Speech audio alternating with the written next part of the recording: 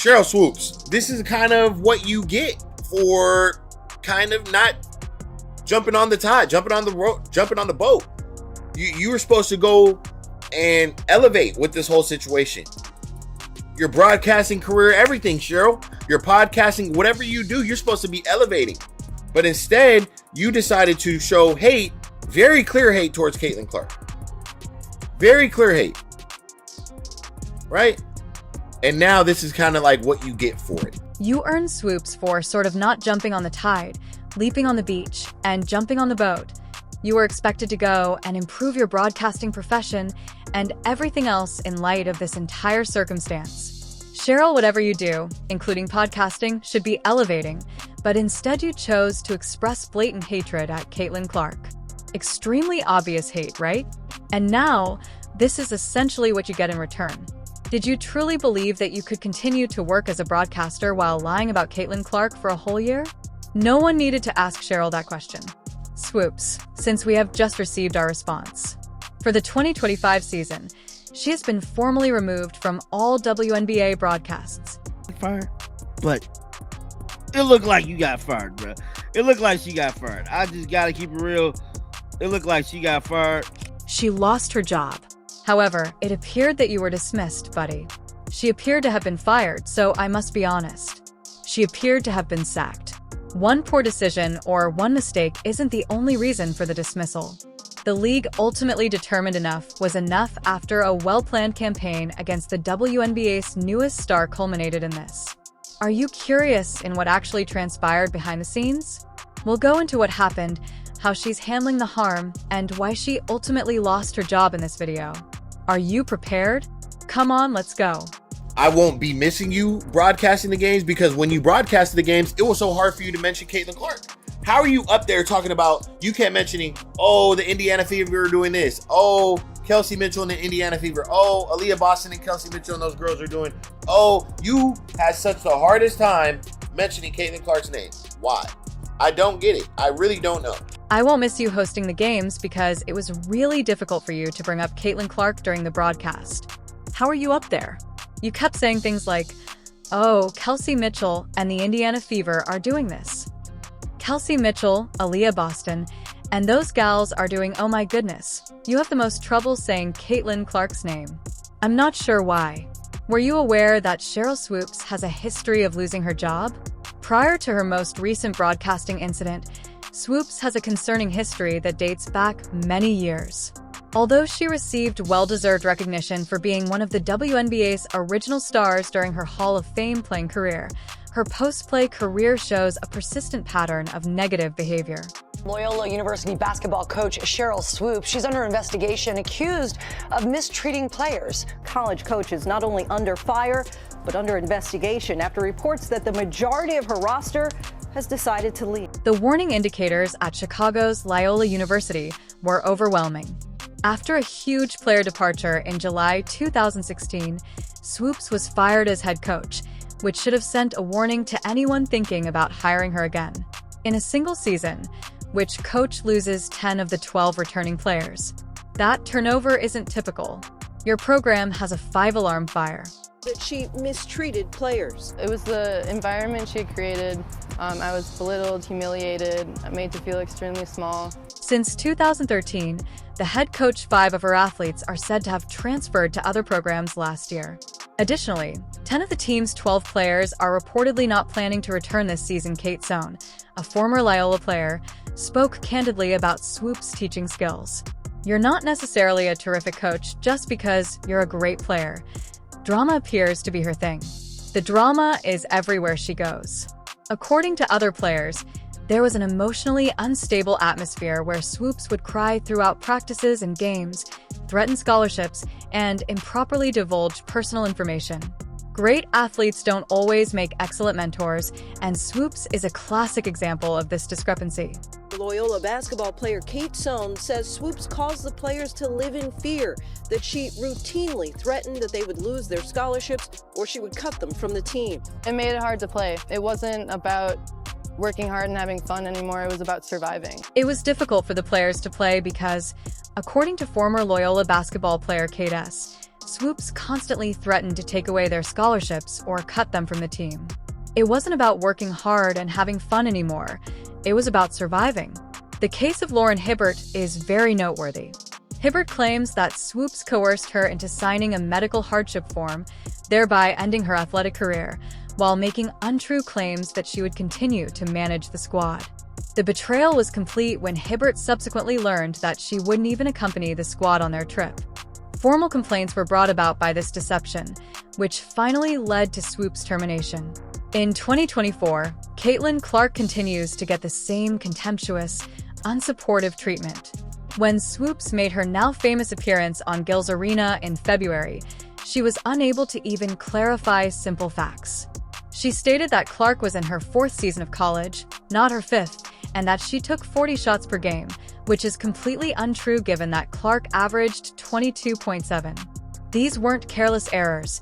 Rather, they appeared to be intended to downplay Clark's accomplishments. Clark right now probably takes about 40 shots a game. Carry on. I know you like that. Hell yeah. I said that because when she comes to the league, regardless of what team she goes to that has vets on that team, she probably ain't gonna get 40 shots a game. At the moment, Caitlin Clark most likely takes 40 shots every game. Dad, I know you like that, so here we go. Yes, I did say that since she probably won't get 40 shots per game in the league, regardless of the team she plays for that has veterans on it. Swoopes' contemptuous remarks about Clark's performances that shattered records, such as, "So, is it truly a broken record? I don't know, I don't think so," were even more striking. Will Caitlin Clark come into the WNBA and do what she's doing right now immediately? Swoopes asked when asked about Clark's WNBA prospects. Not at all not going to occur. It was impossible to overlook the disdain.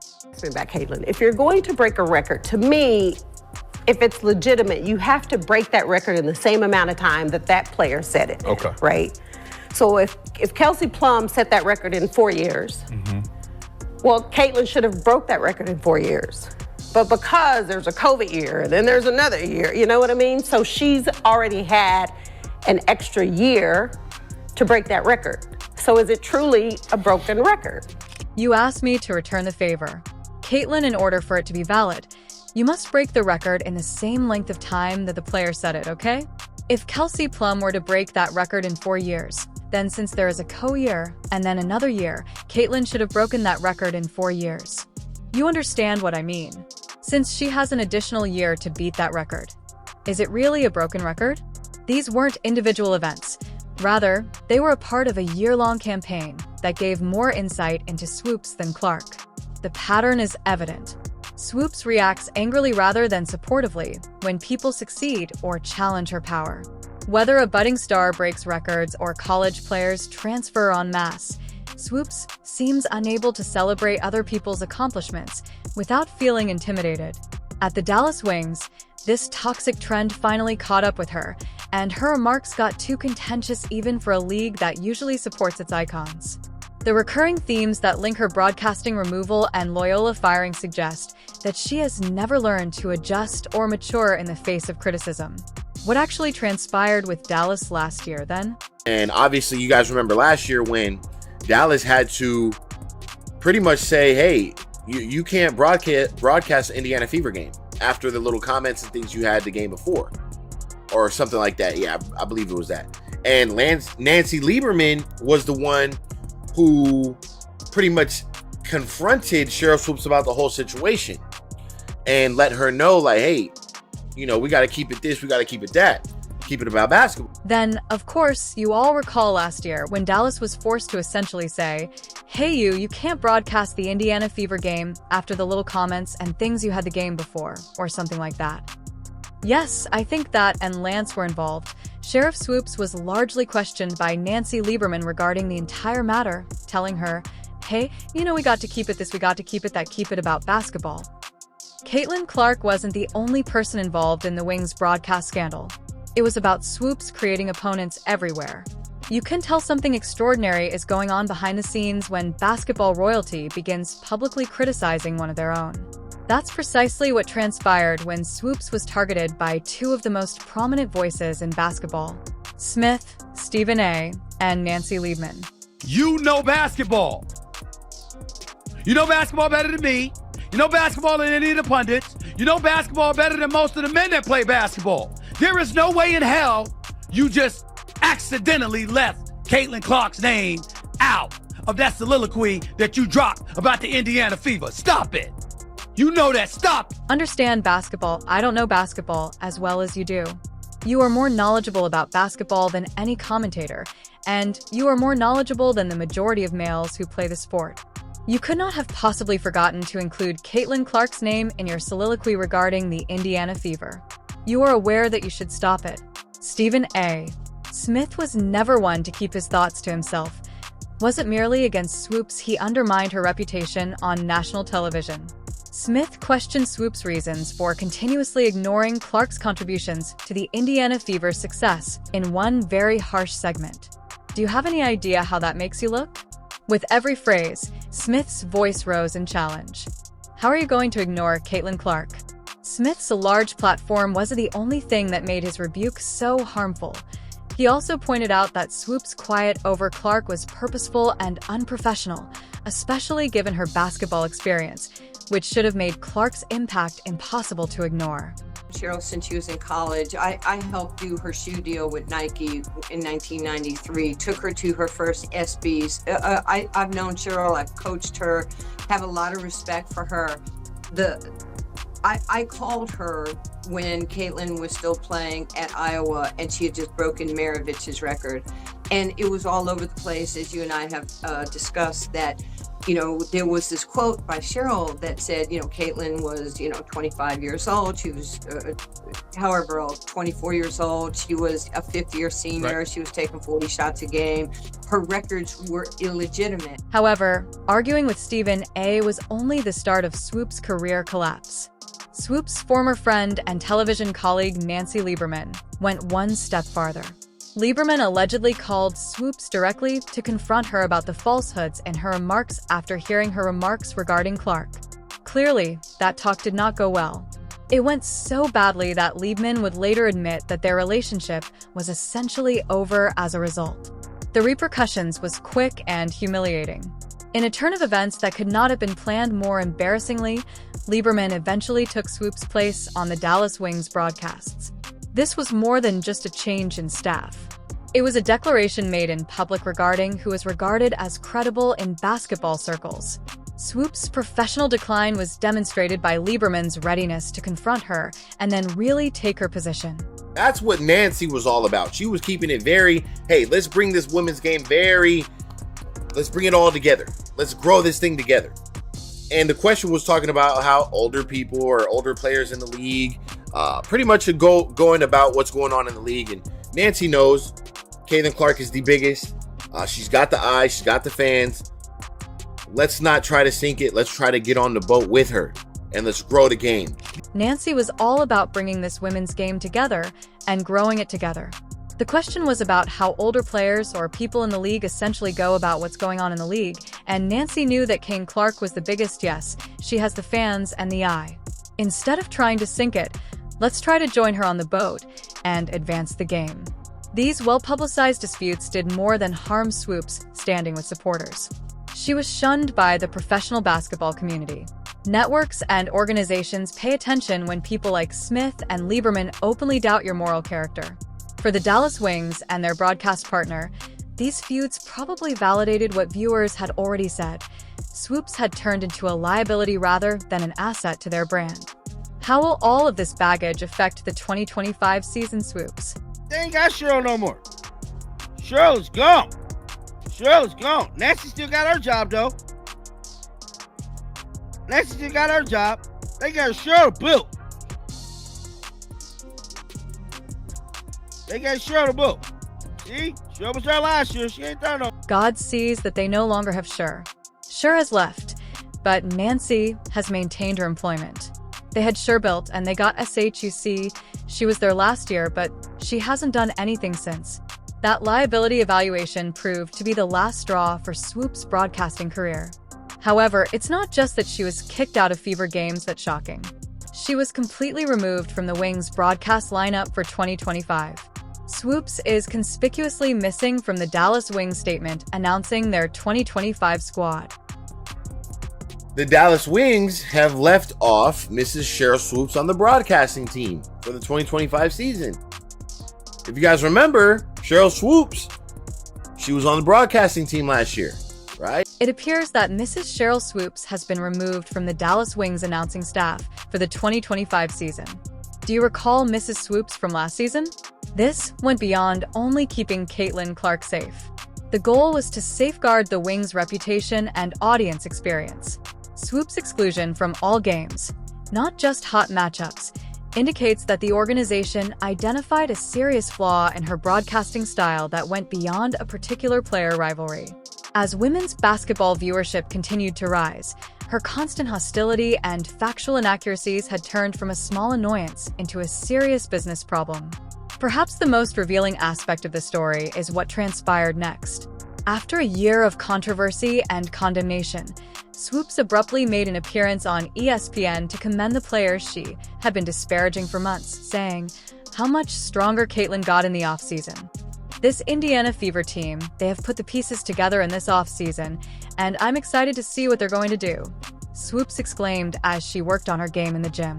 Team that I feel made the biggest moves, maybe even the best moves, that would be the Indiana Fever.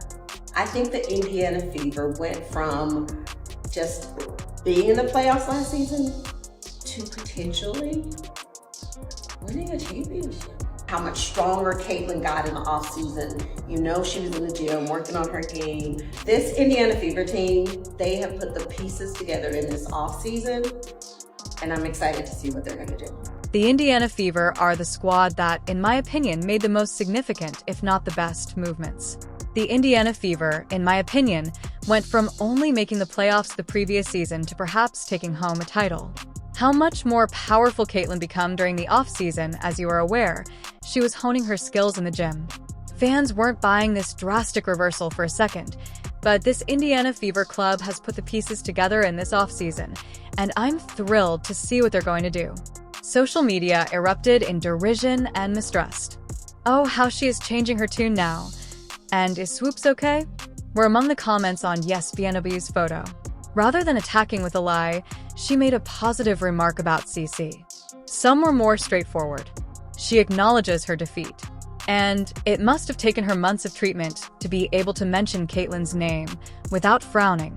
On saying it, I said, Sheryl Swoopes, you are going to find yourself out of the media so fast by how you're, by how you're moving, how you're talking on other players, talking on other people's podcasts. I said it again and again. Sheryl Swoopes, you're going to be removed from the media very quickly based on your movements and, I suppose, your commentary on other players' podcasts. Even Stephen A. Smith couldn't help but criticize Swoopes' abrupt conversion, pointing out that her prior quiet regarding Clark's abilities seemed extremely intimate. She is unaware that when she fails to mention the obvious, it will be considered that it is a personal matter because we know you are too familiar with basketball to overlook the types of things she is neglecting regarding Caitlin Clark. In front of our eyes, the same Indiana Fever that Swoopes criticized for a whole year has turned into a serious challenger for the championship. Clark's 5-game victory streak in the latter part of the season, when she started to settle into a groove, was only the beginning. In 2025, the main meal will be served, and basketball enthusiasts everywhere will be watching. They are currently ranked by pundits as the league's third-best team. Indiana Fever are that golden destination, and I can't help but laugh to the fans and the people online and the media commentators, unfortunately, who said that nobody wanted to play in Indiana. That doesn't make any sense.